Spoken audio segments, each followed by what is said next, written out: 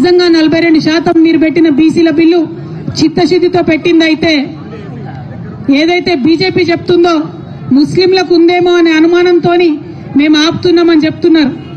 ఇవాళ కాంగ్రెస్ పార్టీ మీరు స్పష్టత ఇవ్వండి. మీరు ఇవాళ ప్రెస్ మీట్ పెట్టండి. ఇక్కడ పెడతారా, ఢిల్లీలో పెడతారా, రాహుల్ గాంధీ గారిని పెట్టుకొని పెడతారా, సోనియా గాంధీ గారిని పెట్టుకొని పెడతారా, మాకు సంబంధం లేదు.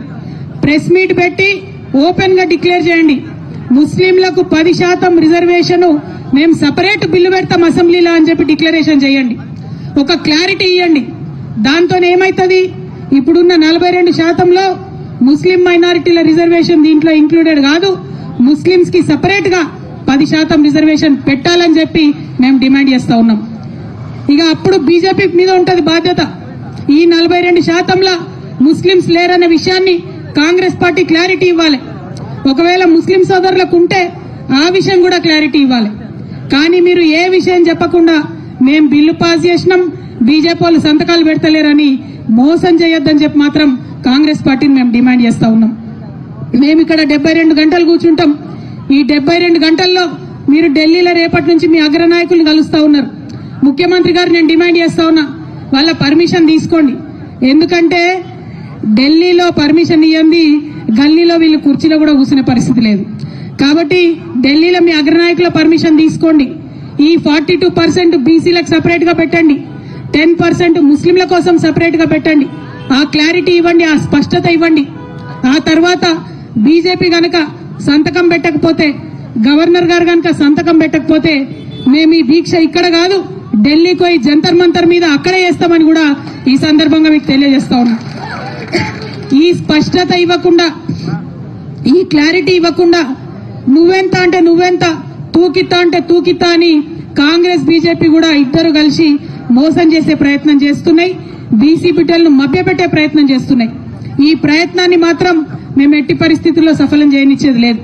ఇక రెండో విషయం, మేము 72 గంటలు దీక్ష చేస్తాం, మేమే అన్నం తినం, మేమే నీళ్లు తాగం, 72 గంటలు ఇక్కడ కూర్చుంటాం మా బీసీ బిడ్డల కోసం అంటే ప్రభుత్వం భయపడుతోంది, పర్మిషన్ ఇస్తలేదు.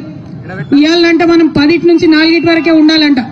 నేను డిమాండ్ చేస్తా ఉన్నా, ఆనాడు ఉమ్మడి ఆంధ్రప్రదేశ్ లోనే 48 గంటలు నిరంతర నిరాహార దీక్ష అంబేద్కర్ విగ్రహాన్ని అసెంబ్లీలో పెట్టడం కోసం చేసినాం. మీరు ఆంధ్రోల కన్నా పాపం అయిపోయినరా, ఆంధ్ర సర్కార్ కన్నా పాపం అయిపోయినరా మీరు?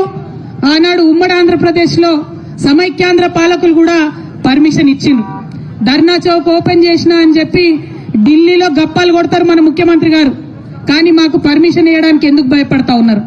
మేము ఇప్పుడు మళ్లీ డిమాండ్ చేస్తున్నాం ప్రభుత్వాన్ని, మాకు 72 గంటల నిరంతర నిరాహార దీక్ష కోసం పర్మిషన్ ఇవ్వాలి. हम दिन में भी यहीं पे बैठेंगे, रात में भी यहीं पे बैठेंगे, लेकिन जिद नहीं छोड़ेंगे, पानी नहीं पिएंगे, खाना नहीं खाएंगे जब तक बीसी का बिल नहीं लाएंगे. మరి అందుకోసమే ప్రభుత్వాన్ని అడుగుతా ఉన్నాం, మీరు మంచి మాట కమాన ఇవ్వండి, లేకపోతే ఆల్టర్నేట్ ఇవాళ 12కి మేము కోర్టుకు కూడా పోతున్నాం. న్యాయస్థానం అన్నా మా న్యాయమైనటువంటి ఆకాంక్షకు మద్దతుగా నిలబడతాదని చెప్పి మనస్ఫూర్తిగా మేము నమ్ముతా ఉన్నాం.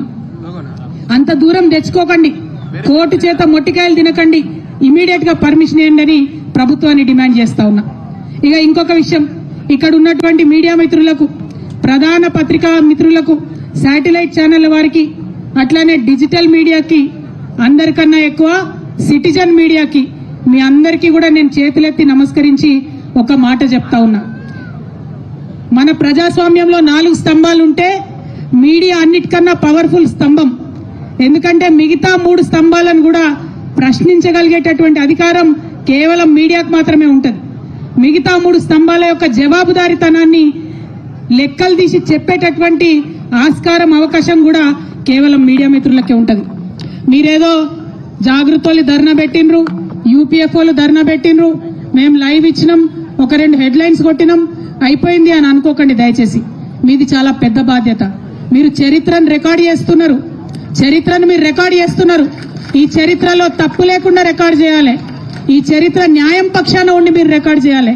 ఈ చరిత్రను ప్రజల పక్షాన ఉండి మీరు రికార్డ్ చేయాలి. నేను డిజిటల్ మీడియా సోదరులను ప్రత్యేకించి కోరుతా ఉన్నాను, మీరు పెట్టేటటువంటిది గ్రామానికి పోతుంది, దయచేసి న్యాయం పక్షాన నిలబడండి. ఏది పడితే అది ప్రసారం చేస్తే చరిత్ర మిమ్మల్ని క్షమిస్తుంది అనుకోవద్దు. నిజాలు ప్రచారం చేయాలి, నిజమైనటువంటి బిడ్డలు చేస్తున్నటువంటి ఈ 72 గంటల నిరాహార దీక్షకు మద్దతుగా మీరు ప్రసారం చేయాలని చెప్పి మీడియా మిత్రులందరినీ కూడా నేను కోరుతా ఉన్నాను. మరి ఎక్కడెక్కడి నుంచో తరలి వచ్చినటువంటి మా నాయకులను, బీసీ నాయకులను అందరినీ కూడా మనస్ఫూర్తిగా నేను ఒకే మాట అడుగుతా ఉన్నాను. ఇది మనందరం కూడా చైతన్యం కావాల్సినటువంటి టైం, మనందరం కూడా జాగృతం కావాల్సినటువంటి టైం.